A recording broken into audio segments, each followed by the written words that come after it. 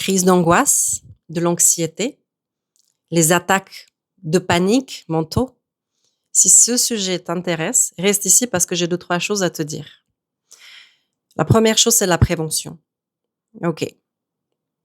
On va s'adresser au corps. On va s'adresser à un organe en particulier dans ton corps et c'est ton intestin.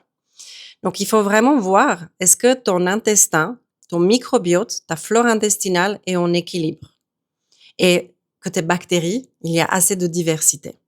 Et ça, tu peux vérifier chez des nutritionnistes. Il y a tellement de gens qui vont faire ça même chez le médecin. Tu peux voir l'état de ton intestin. Deuxième chose, c'est que parfois, on vit notre vie à travers du mental. On est comme coupé vraiment la tête au corps. Et donc, il n'y a plus d'énergie dans le corps. Il y a énormément d'énergie dans la sphère mentale. Et en fait, cette sphère mentale, elle devient tellement puissante qu'en fait, ça vient vraiment littéralement stagner et de faire ces contractions au niveau de mental. Et ça va littéralement de te donner l'impression de pas pouvoir respirer. Et même des fois, genre, j'ai envie de mourir, OK? Donc ça, c'est quelque chose que tu dois revenir au corps. Cette fois-ci, on va linker et lier le mental et le corps par la respiration. Donc tu peux, sur le moment que tu commences à sentir arriver la chose, de pas laisser, OK, dégénérer la peur primaire en angoisse, en crise, on va pouvoir utiliser le souffle et tu vas simplement venir à calmer ton système nerveux sympathique.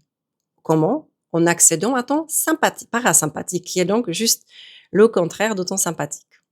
Donc, une inspiration, peut-être 3-4 secondes, peut-être que tu n'arrives pas jusque-là parce que tu sens déjà la crise arriver, donc tu auras un petit peu manque d'air, OK? Donc, peut-être 3 secondes suffit amplement et tu expires double.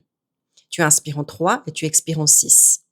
Ça, c'est quelque chose qui va aussi énormément contribuer à ce que ton système nerveux commence à s'auto-réguler.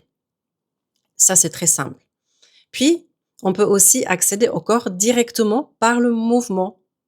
OK, donc là, tu vas venir faire des postures de yoga, du tai chi, du qigong, tu vas aller marcher, tu vas aller faire un effort. Oui, tu vas aller faire un effort, même si sur le moment, pas quand tu es en crise, OK? Mais c'est vraiment quand tu sens que ça vient, quand ça monte. Et en prévention, peut-être que tu ne bouges justement pas suffisamment. Tu es trop dans la tête, trop d'énergie dans le mental, pas assez dans le corps. Et du coup, le corps analyse, genre, j'ai pas d'énergie vitale, il me la faut. OK? Donc c'est ça. Je vais m'hyperventiler pour avoir l'énergie. Donc en fait, c'est vraiment l'appel de ton corps qui te dit j'ai besoin de l'énergie, j'ai besoin de l'attention. Je t'embrasse, j'espère que ça aide.